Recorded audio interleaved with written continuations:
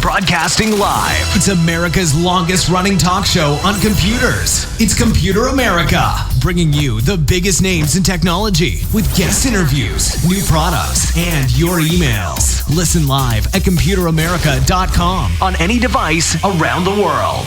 Email the show at live@computeramerica.com or find us on social media. Be sure to check out our website for contests, giveaways, show notes, live video stream, podcasts, and more. You're listening to Computer America.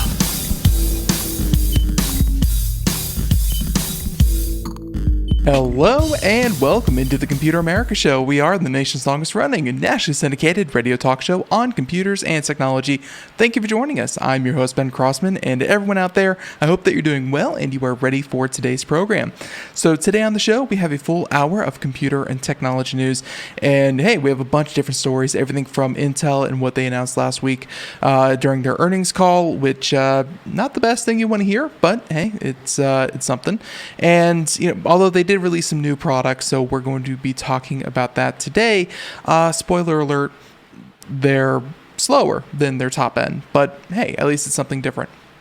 So with that being said, there's also tons of articles about recent hacking. I believe the most recent hacking was on Garmin. Yes, Garmin, they still do exist with GPS, and how they're dealing with the ongoing hack that is currently happening to them. All that and more here on Computer America. So before we get started, computeramerica.com, that's where you'll find everything, past shows, future shows, podcasts, articles, reviews. We just put up a review before today's program. You can find that about the Nanoleaf Aurora. If you've been curious about these light panels, I'm sure that you've seen them if you watch YouTube or Twitch or anything like that. They have a very aggressive influencer kind of campaign going on. But also, hey, they've been around for a while and I wanted to check them out myself. So not an advertisement, just my honest thoughts and opinions on Nanoleaf. So check that out. Also, while you're there, find us on social media at Computer America on all social medias, and there you have it. So with that being said, everyone, thank you so much for tuning in.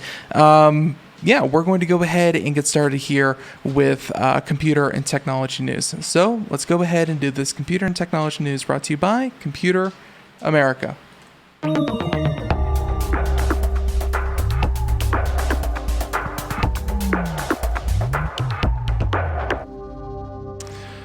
Okay, so our first story that we're going to do is going to be about Intel. I actually found this very, very fascinating.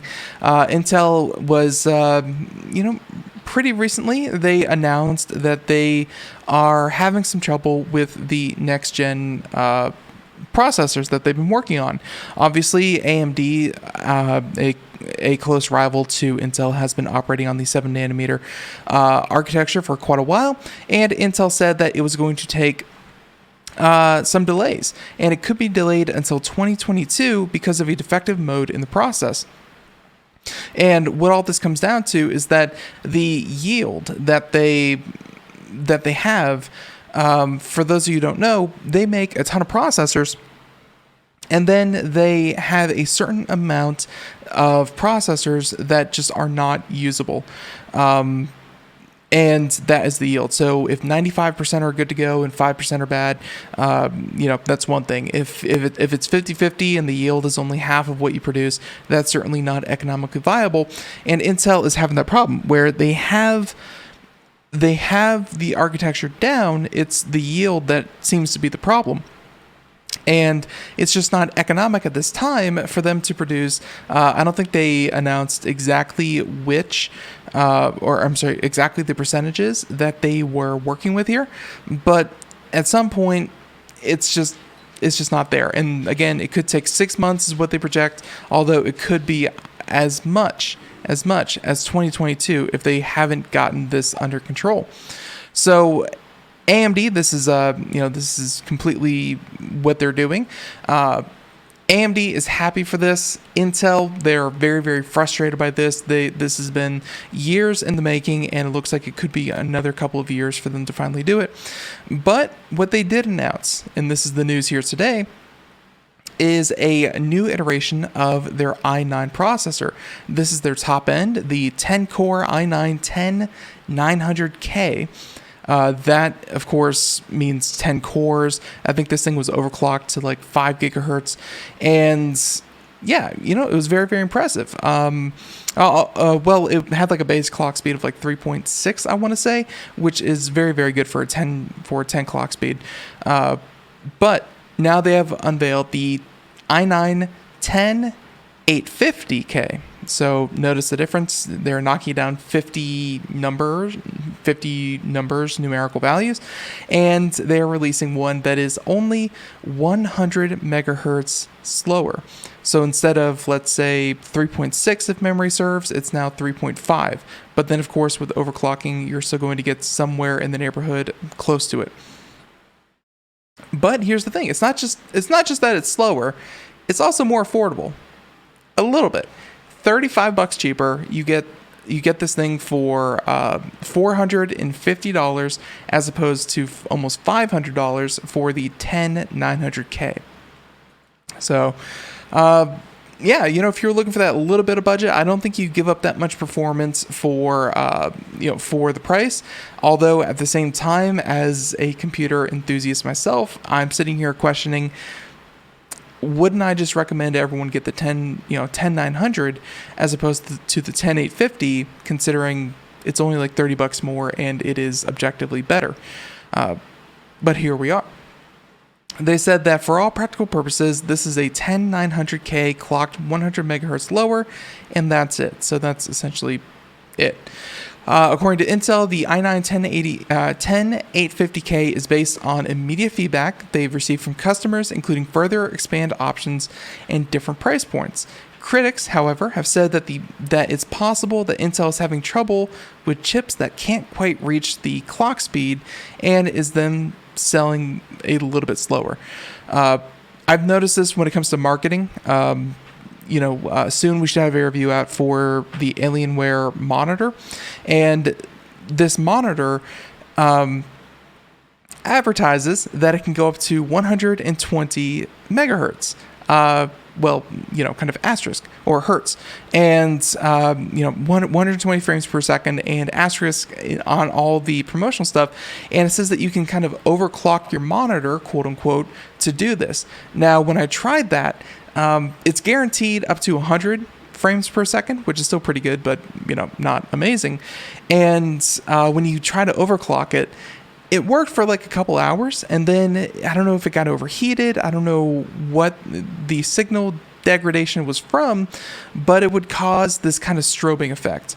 And it obviously, on the packaging, when you read the little footnote, it says not guaranteed to operate at these, even though you can overclock it. Within the software, you're able to do it. But for long periods of time, no one is going to do it because your monitor is going to mess up. I feel this is the same way, or I should say the same situation with the 10850Ks from Intel, is that they're guaranteed to perform at 3.2, 3.1, whatever it is that they are rated at, and you could clock them to what a 10900 could, but in all actuality, that would probably cause some kind of crash on your system. So, personally, I would say spring for the higher up one. This is not a bad option. I don't think anyone would be disappointed with this lower option, but it's kind of a way to turn some of these unusable chips into some money. And, I if they have them in abundance, then perfect. And if people will buy them, sure. Intel's going through some tough times right now, and I know that they'll bounce back. I mean, they've certainly been a premier chip manufacturer for as long as personal computers have been around. Just the research seems to be really, really hard. And when you're talking about the difference between a 14 nanometer and a 7 nanometer, there's a lot of performance increase you can have there. There's a lot of efficiency increase you can have there. It's just giving them a lot of trouble. So there you have it. So there's Intel, and that was story number 1. Story number 2, just real quick, for those you don't know, maybe you should be alerted to this. This just came out like a day ago. Yeah, just about a day ago.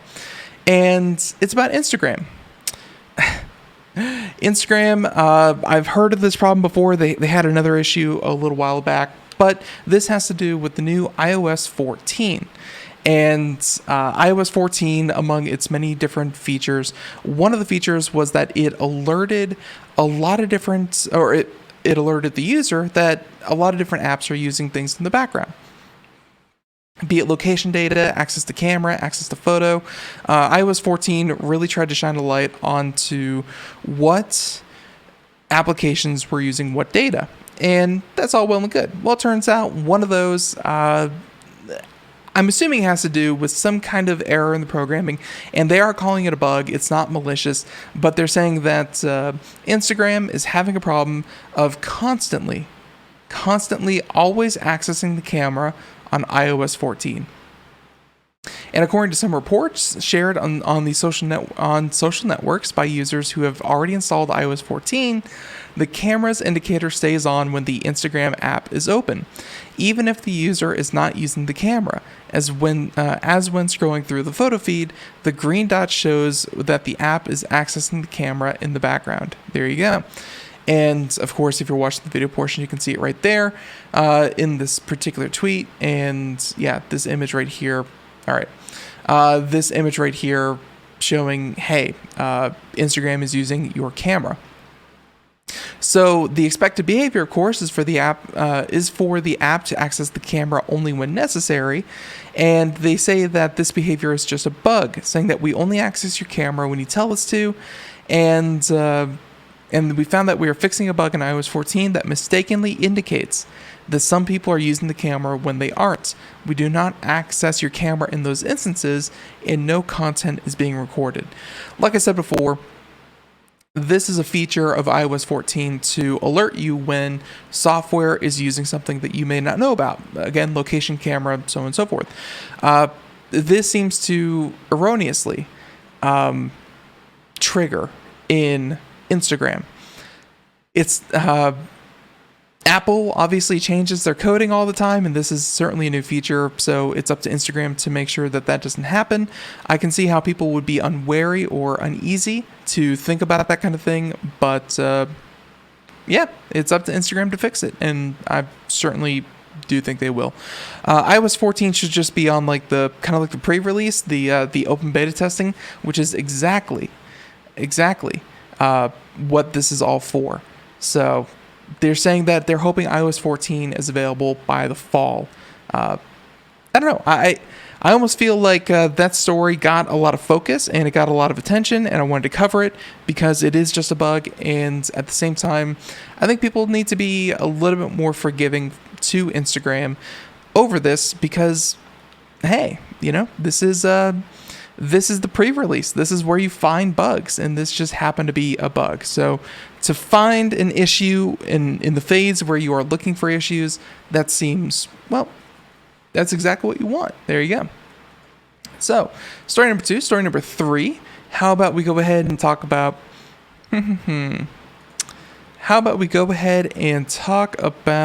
that one seems really heady, and I don't know if I'm up for the task. Garmin. This is an ongoing story. This is happening right now as we kind of do the show.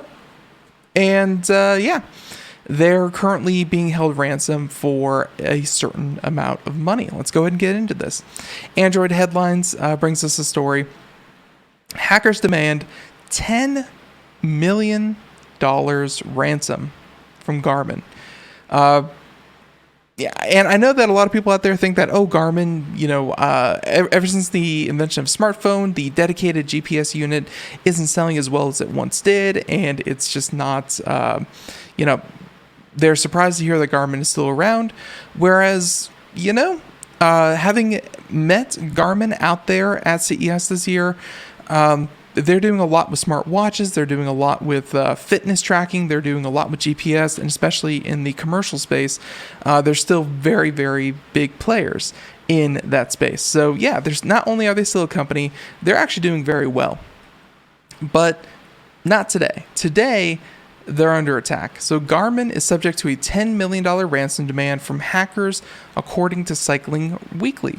It has been confirmed that the company was the victim of a ransomware attack last week, and they just expanded its range of solar-powered adventure smartwatches, so this could not have come at a worse time. Because obviously, if you're Garmin, you want people to take notice of you for your products, not because someone clicked a bad link in an email. But here we are. They said that they suggest that the incidents of ransomware are likely to occur more regularly and have a larger impact on businesses. This is potentially a demonstration of just how serious ransomware and hacking can be, because obviously Garmin is a large company. Now, imagine a company that is much, much smaller and does not have the resources that Garmin does. And I truly do hope that Garmin is able to get back up and running here pretty quickly. But let's see what happened. They said that the Wasted Locker ransomware. Wasted Locker is the name of it. So this is not WannaCry, but again, Wasted Locker. And yeah, there you go. Wasted Locker hit Garmin's networks on Thursday, July 23rd. One employee pointed out that they first noticed something going wrong when arriving at work that day. In response to the problem, Garmin IT tried to shut down all computers on the system. However, they were unable to do so successfully, and instead they instructed employees to shut down all computers that they had access to. You can imagine a situation where Garmin employees were running around frantically, trying to shut down all of the computers that they possibly could. So, yeah, not good. Garmin issued an apology. Rumors and reports suggest that hackers are demanding $10 million. However, this is yet to be confirmed by an official source. Obviously, if you're Garmin, you are probably not going to be openly talking about this until it's all resolved. So Garmin issued a statement, an apology, July 25th for the power outage. The outage has now gone on for 3 days, and there is no indication of when it will be back online. Let's see. So let's see what's actually compromised and when we can expect things to be back up and running. They said that no personal data has been compromised. The company has also responded to a number of frequently asked questions. This should hopefully alleviate some fear from the users. However, many will be feeling very anxious about the situation. Garmin also said that once its systems are back online, user activity data should not be lost. In theory, it should have been stored on their devices and will be uploaded when they are able to sync back with the system. Again, they're talking about their smartwatches. So there you go. Let's see. I think that's just about it. Any products using the Garmin service are obviously shut down for now, and they're hoping to resolve this quickly. It sounds like this is more of an attack on the infrastructure behind the services, more so than the data that is associated with all these services. Now, obviously, it's ongoing. It's happening right now. We don't know how deep they may have been able to infiltrate the system, so we don't know this for sure. But so far, that seems to be what Garmin themselves are indicating. I really do wish them the best of luck. They're that's a tough thing, and unfortunately, we're going to be hearing more and more about that. More and more about that. And it's up to individual companies to, of course, handle their own response. And looks like Google is working on a way to help just a little bit with Gmail. And I actually love this idea. Check this one out. This one from The Verge. Google will use authenticated logos to reduce Gmail phishing. One of the primary ways that people can make an email look authentic is by plastering their logo onto a fake email or a spam email. I just had one not too long ago. It was FedEx, and it was a FedEx logo, looked very official, had everything right, all the spacing. It was composed very, very well. But then when you hover over the click here button, it sent you to 100 different websites at the same time, 100 different mailing lists, and essentially it was just a huge phishing attempt. Not anything that you really want to click on. But again, the logos made it look very official. So enter Google and Gmail with a new security feature that shows a brand's logo as an avatar to help you know that the email is genuine. And the functionality uses the brand indicators for message identification standard, whose working group Google joined last year, and will be tested with a limited number of senders in the coming weeks. According to Google, authentication with BIMI can make recipients more confident about the source of an email, which scammers try and obscure to get people to click on malicious links. They will use this new technology in conjunction with another technology, DMARC, which tries to stop scammers from forging the from address of an email to pretend it's coming from a legitimate source. Although I found that most hackers don't really attempt to do that, but definitely protect themselves that way. As they note, the technology is similar to verified badges on social networks used for celebrity and brand accounts. Google says it's using two certification authorities to validate who owns any logo, Entrust Data Card and DigiCert. Google expects to take BIMI more widely available for brands to use in the coming months. So tons of different security features for conferencing, chat, enterprise. We're not going to get into those, but I got to say this one in particular, the one that allows companies to verify their brand and allow them to verify their logos, much easier to detect spam, fake stuff, whatever. I mean, I would rather the companies have to jump through the hoops so that the individual who has an email account doesn't have to validate these things every single time. So there you have it. I hope to see that, kind of roll out pretty quickly. So there you go.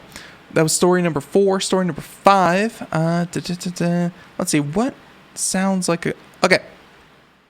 Story number 5, and let's go ahead and just talk about this because, hey, well, Samsung, they have 5 new devices. And you know what? Judging by the image, I don't think they really have that much to hide.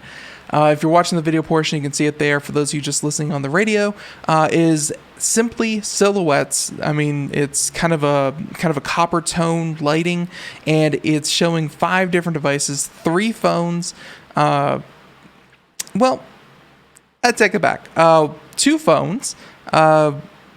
One of them being a folded phone, so it looks like 2 phones, but it's probably a folding phone. So 2 phones. The other one being a larger phone with a stylus, so you can think your Galaxy Notes. You have a Galaxy Fold. You have your smartwatch. You have some earbuds that are going to be competitors to the AirPods, and then you have a kind of a... Oh, I'm not good with shapes. Not pentagon. Oh my goodness. Okay, it's a shape that looks like a shape. There you go. Not square is the point I'm trying to make. And I'm trying to think what that could be. Galaxy Watch 3, Galaxy Fold, Galaxy Note 20, Galaxy S7, Galaxy Buds Live, and there you go. They even have the official trailer here, which we can go ahead and kind of have playing right there. So, they said that Samsung's next virtual Unpacked event is just over a week away, but we have a pretty good idea what to expect already. The company said that it will reveal 5 different devices on August 5th, and a teaser video Samsung dropped today shows off the silhouettes of the 5 devices in question, which again, the Samsung Galaxy Tab 7, the Galaxy Buds Live, the Galaxy Watch 3, and, well, the Galaxy Fold and the Galaxy Note 20. All these devices have been teased by Samsung directly or leaked in various ways over the last few months. Samsung has refreshed the Note lineup in late summer for years now, and they said themselves that they'll be showing off devices for your wrists and ears so that the Galaxy Buds Live and Watch 3 are all but certain as well. So there you go. They show off a lot of information here, but looks like we'll have to wait until, well, August 5th to get the true details. Just like every year, just like a new iPhone, there's a new Samsung lineup. And when it comes to the highest tier, highest quality phones, Samsung is routinely one of the best, if not the best, phone out there. So I'm interested, and we'll definitely cover that when it comes out. Again, August 5th. There you go.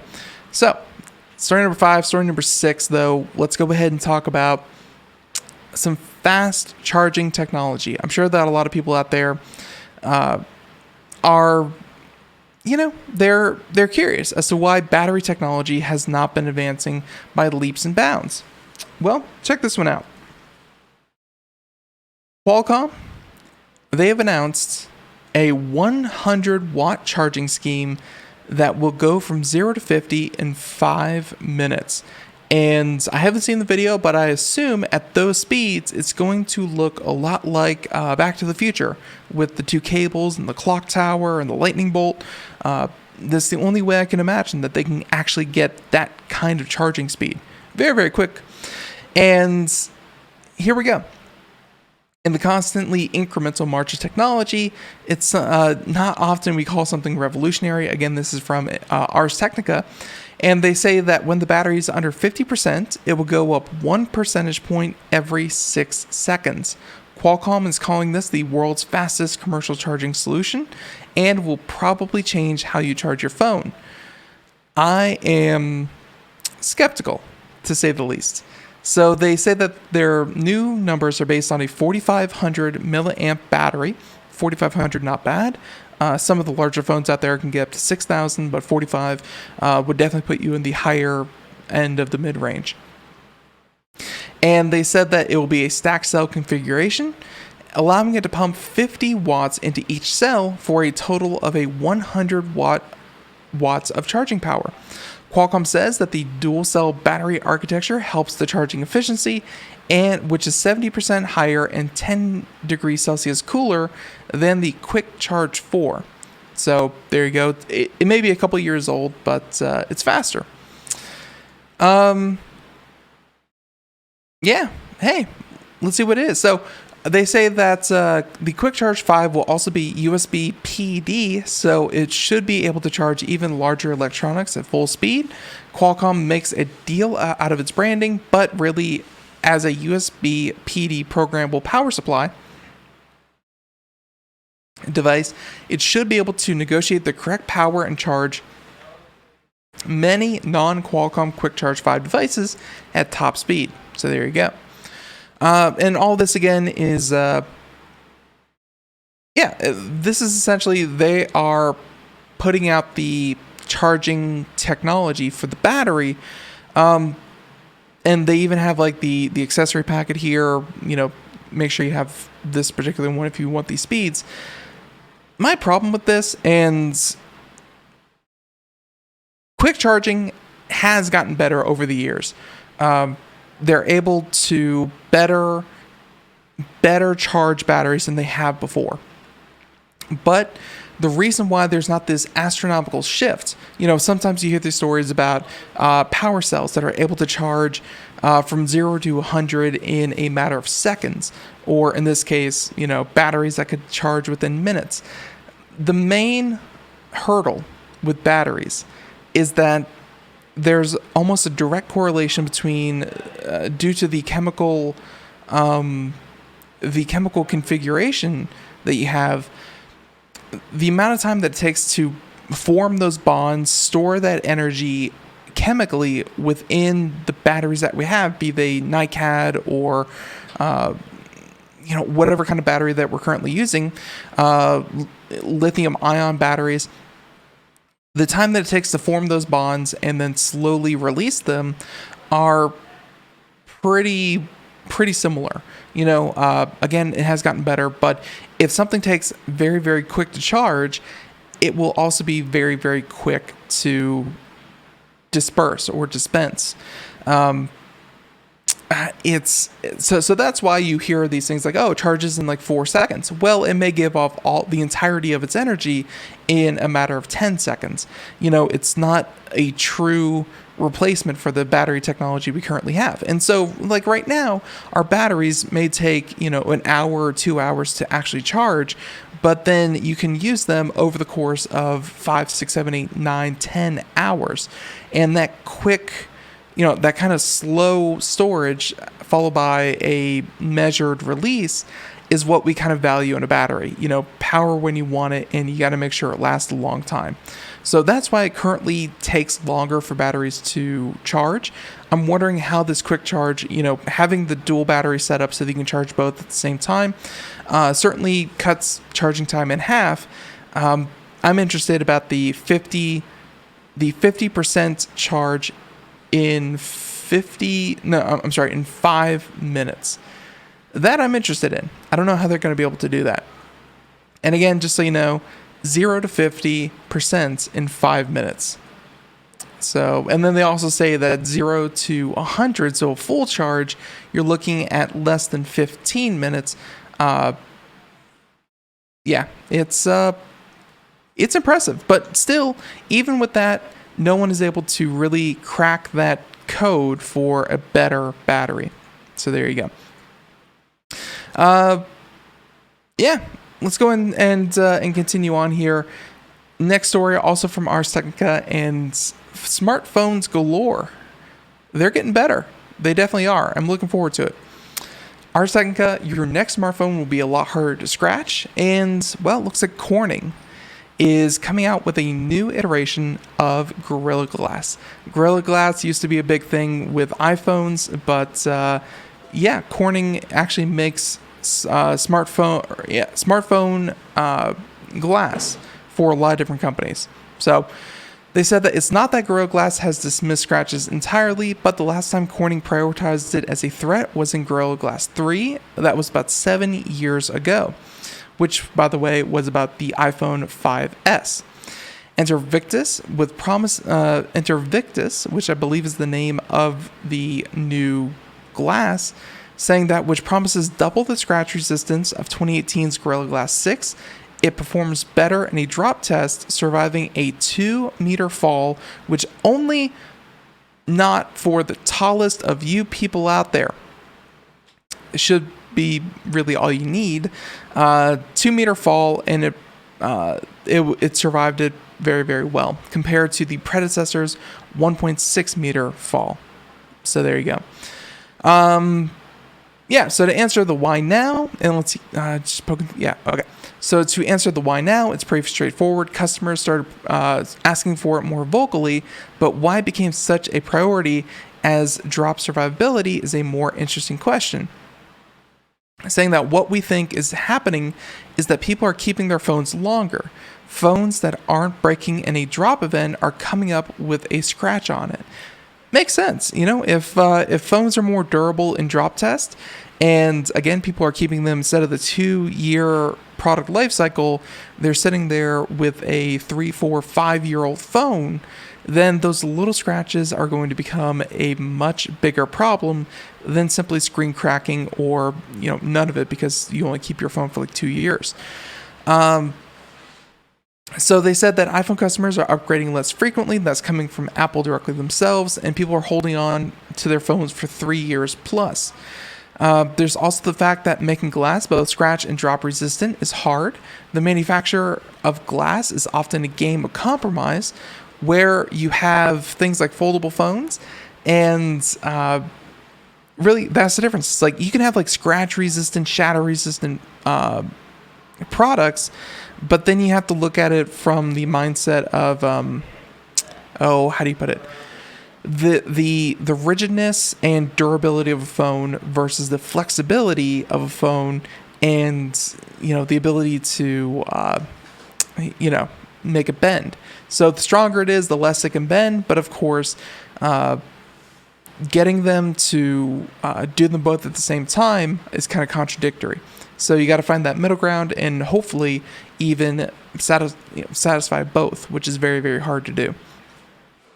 So with that being said, Victus isn't on the market yet, but Corning has historically provided glass for most major smartphones, and despite the expected COVID-19 supply chain disruption, they say that, your next smartphone should have the Victus line of glass. So it's it may not be the biggest selling point, but you know what? It's going to be a definite improvement, and we definitely look forward to that. So okay, so with that being said, our next story that we're going to do is how about we talk about, trying to find one here that we haven't already covered. All right, this one can be quick. Not the biggest fan of music festivals myself. I know that a lot of people are, and COVID-19 exists. So you can guess where this is going with Lollapalooza is streaming a special 4-day broadcast for free on YouTube this year. And I find this actually pretty interesting because they're not just going to have current performances, but of course old ones as well. And I find that to be, obviously, being there in person at Lollapalooza, seeing these bands, hearing the music is one thing, but this would be a completely different kind of experience that is, socially distant and safe for everyone. More than 150 performances will be available during the 4-day broadcast, in combination of past Lollapalooza sets and new live originals. So they can kind of pick the best performances of any Lollapalooza and kind of slice them into current everyday songs, which is something that you can't really do in person. People don't really respond the same way as just playing music over the loudspeaker. So the festival is also promoting special appearances by a ton of different people. Common, Chuck D, LL Cool J, Michelle Obama. The festival also plans to replay past sets from Lorde, Paul McCartney, Outkast, Arcade Fire, Chance the Rapper, LCD Sound System, Metallica, Run the Jewels, and Tyler the Creator.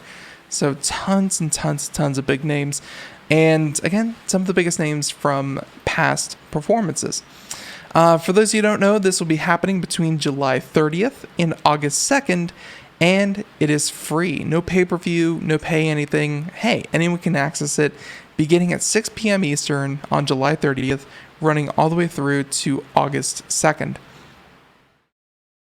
Let's see. So they said that some of its other competitors, such as Tomorrowland, recently streamed a virtual version of its event.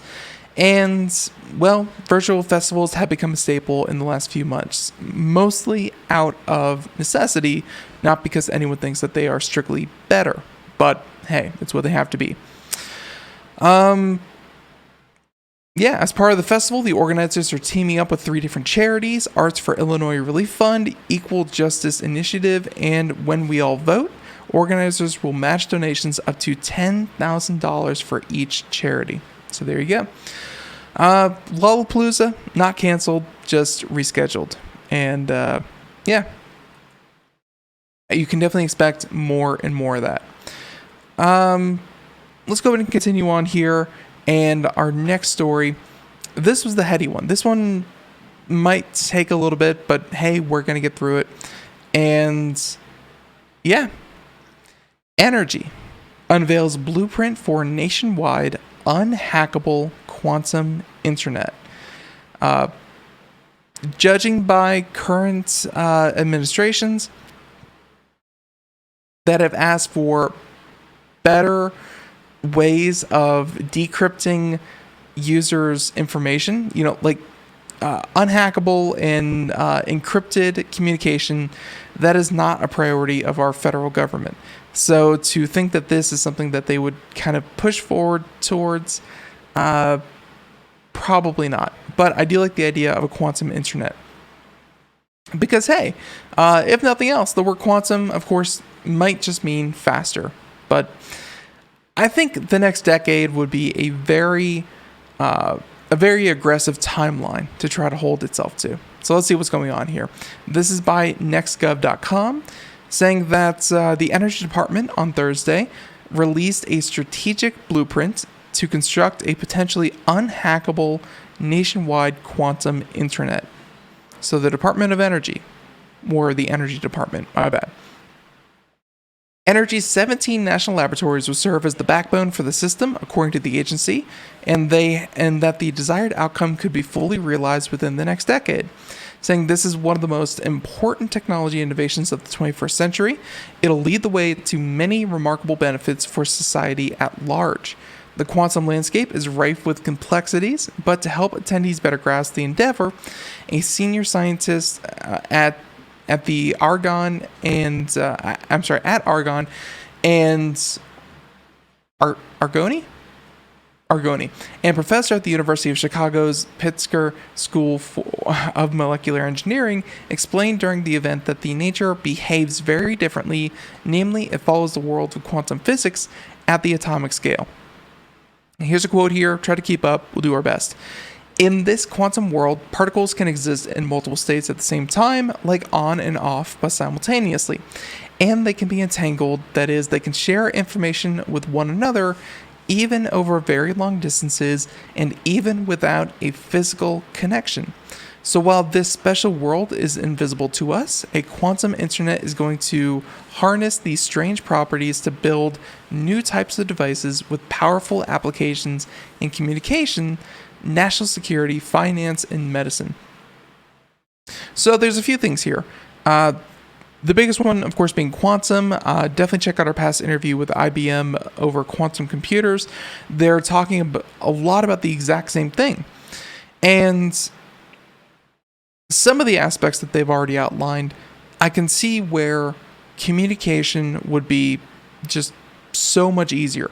Imagine a world where you have these backbones, these systems that they've already tested it. A quantum loop, where they say here that they entangle some of the particles, and when they do that, they're able to send information instantaneously over. So far, they've tested 50 miles, 80 miles.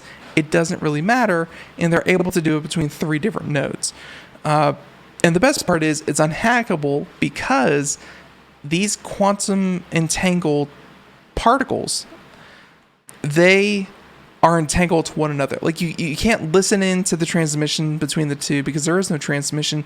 You can't fake, that one is entangled to another. No, it's just these two are the only ones entangled to one another. So you can be sure that these things happen instantaneously, securely, and yeah, it's very impressive. The implications behind it, but 3 points does not make an internet. The internet alone, you're looking at hundreds of thousands, millions of different servers and nodes, and of course every individual person who logs onto a computer is a different node, a different access point, generating and consuming different amounts of data.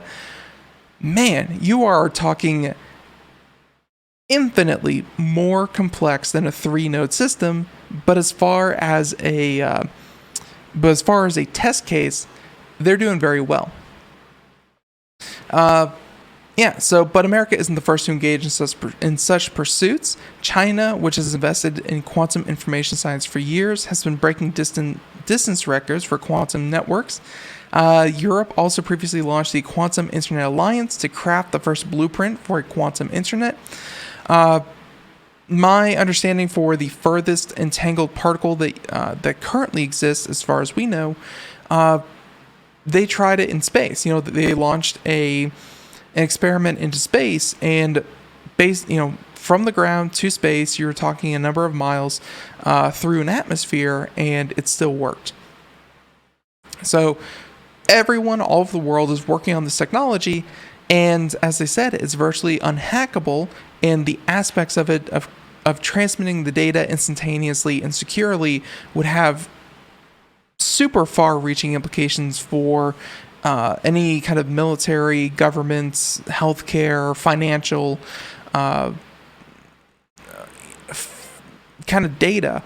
But still, 10 years seems super aggressive because we still don't have the best way to actually handle all of this. But yeah, they're going to work on it, and I hope that more funding does go into this. It's not a pipe dream. It can happen. It will happen. It's just a matter of 10 years, 20 years, 30 years, and then we'll be good to go. But yeah, until then. Okay, there's that story. Our next story that we're going to go ahead and cover is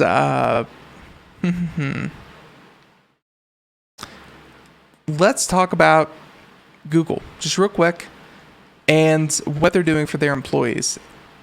Credit where credit is due. You have to give Google props for what they're doing with their workers. And the Alphabet CEO emailed employees Monday to announce the plan that Google will be keeping everyone at home until July 2021. Google plans to keep 200,000 full-time contract employees working remotely until at least July 2021. Other tech firms have announced long-term plans to keep employees working from home due to restrictions from the coronavirus pandemic, but Google will be the first to extend the remote working into the middle of next year. They said that according to the Wall Street Journal, the CEO of Google, parent company Alphabet, made the call last week following meetings with top company executives. A Google spokesperson told The Verge that Pichai sent an email to employees in the morning to announce the plan. To give employees the ability to plan ahead, we are extending our global voluntary work from home option through June 3rd, 2021 for roles that don't need to be in the office. And pretty good deal. Pretty good deal indeed. Let's see. So Google had previously announced plans to reopen some of its offices by July 6th, but it made the return to physical offices optional. And now people can, of course, stay at home if they have kids going to school or something like that. It could definitely help with situations like that. But yeah, here you go. Google allowing employees to work from home until July 2021. Very, very cool. Next story. Check this one out. No, actually, let's not check that one out. ARM.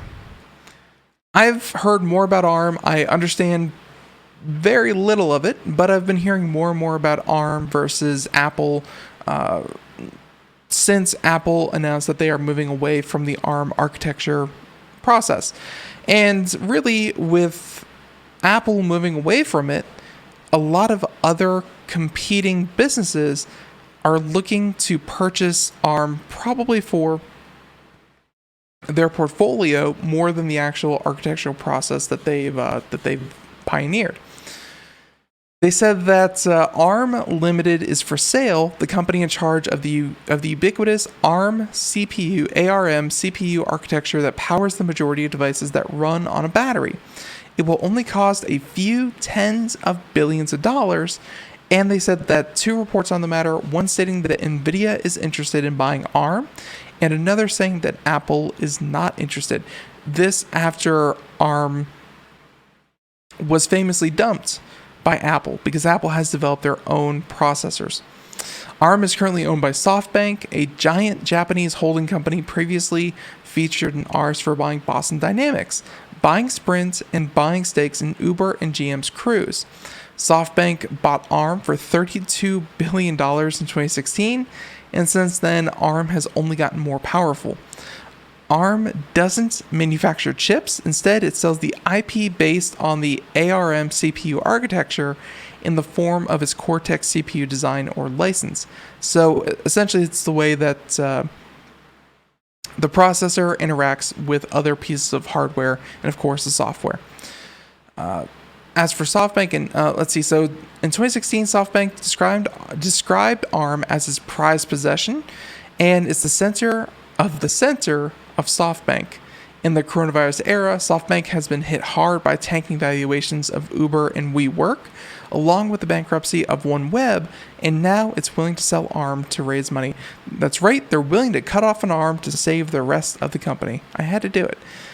As for SoftBank and Apple, they said that the two firms had preliminary discussions, but Apple isn't planning to pursue a bid. ARM's licensing operations would fit poorly with Apple's hardware-focused business model, and there may also be some regulatory concerns about Apple owning a key licensee that supplies so many rivals. Very true. Really, the fact that ARM is as big as it is probably its own lawsuit. But yeah. Now, with that being said, NVIDIA is an ARM licensee, but it's not a major competitor in the smartphone market.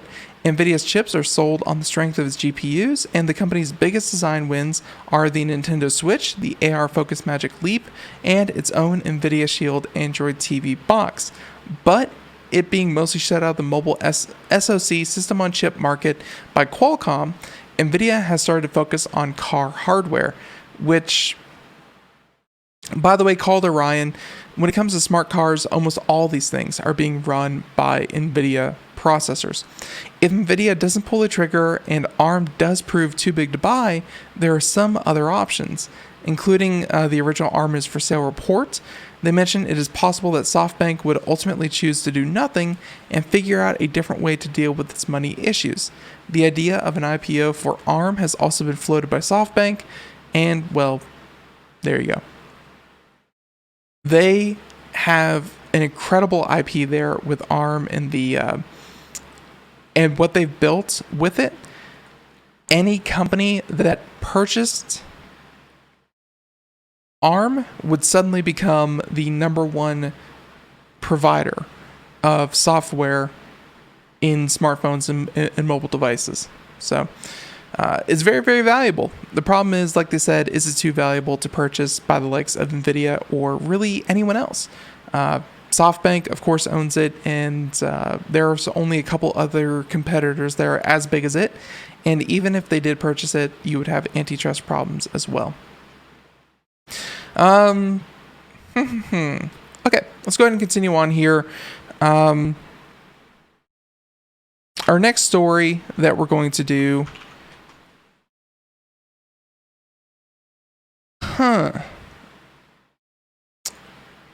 You know what? I have this one here. I was kind of on the fence about it, but let's just go ahead and do it. FCC. It gets me so worked up when I talk about the FCC, and I was having such a good day. I didn't know if I really wanted to talk about this. Let's go ahead and do this. The FCC and Ajit Pai, he is, as the article is pointing out here, he's pretending to care about a prison telco monopoly problem he helped protect. We covered this 2 years ago, I think, when this was a big issue. And back then we mentioned it's such a hard group to advocate for. Those serving penalties, those serving time in prison for crimes that they have committed, and saying that, hey, we need to protect those who have harmed, is such a hard sell to people because there are so many people that are, in their minds more deserving of protection. But check this out. They scrapped the ability for the federal government to mandate how much it costs to make a phone call. And in some of these situations, you have private phone video conferencing providers going in, and because they're private companies, they can set their own rates for how much it costs to talk to family members, their lawyers, call people on the outside, and you're looking at, in some cases, $14 a minute for phone calls. Yeah, and also it's pretty bad service as well. Think about that. $14 a minute, and in some prisons, they don't have an option of just the glass window anymore. It is only these video conferencing rooms that they can use, and again, at $14 a minute, that are so prohibitive to having family members actually communicate with people in prison.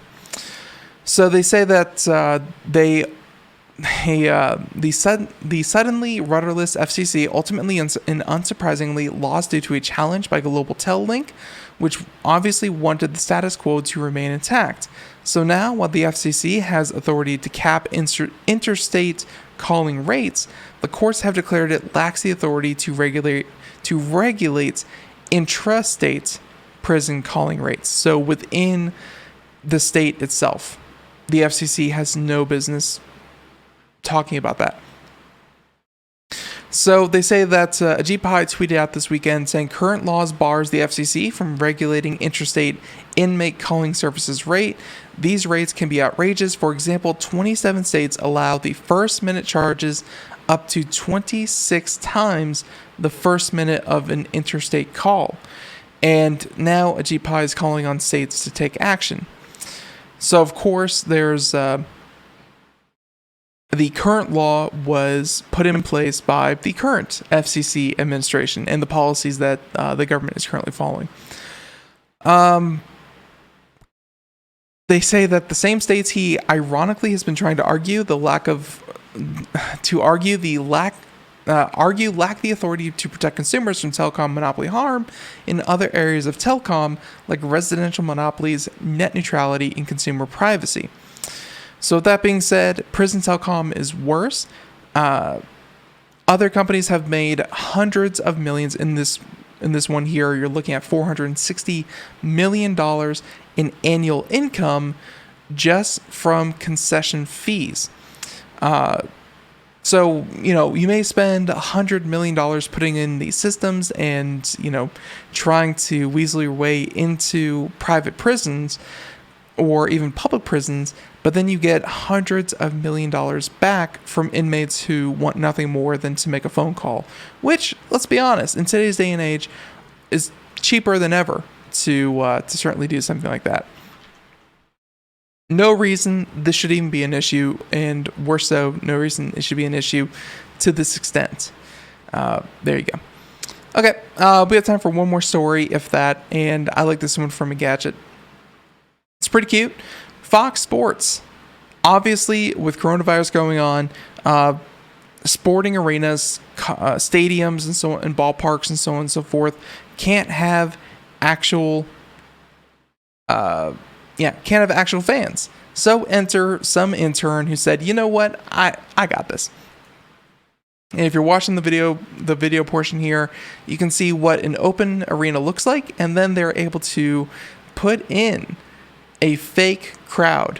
And honestly, looks pretty good when viewing it from the side, and then looks like a horrible Sims game when looking at it from the front. It's not great. I'm sure that a lot of video games out there have had better crowds than what they're showing off here. So the computer-generated crowd uses a combination of AR technology, camera tracking, and real-time graphics built into Epic's Unreal Engine. Fox also hired Silver Spoon, an animation and virtual production studio, to scan in every single Major League ballpark so that fans could properly render it into live camera feeds. Fox Sports producers are able to customize the size of the crowd, the jerseys they're wearing, make them cheer when there's a home run, and even make them do the wave. saying that we believe what we're doing is creating a natural viewing experience. Sports is supposed to be an escape, and when people have the escape, we want to make sure it feels as normal as possible. Unfortunately, that moment didn't last long. For one thing, the appearance of the virtual crowd wasn't consistent. Sometimes they'd be there, sometimes they wouldn't be there. Sometimes the camera would show virtual fans in every seat, and sometimes the ballpark would just be empty again. This on-again, off-again transition was jarring, to say the least. And, well, they complained about it on Twitter, one reporter writing, "If Fox Sports really believes virtual fans will enhance the viewing experience, they need to make sure fans are in every shot.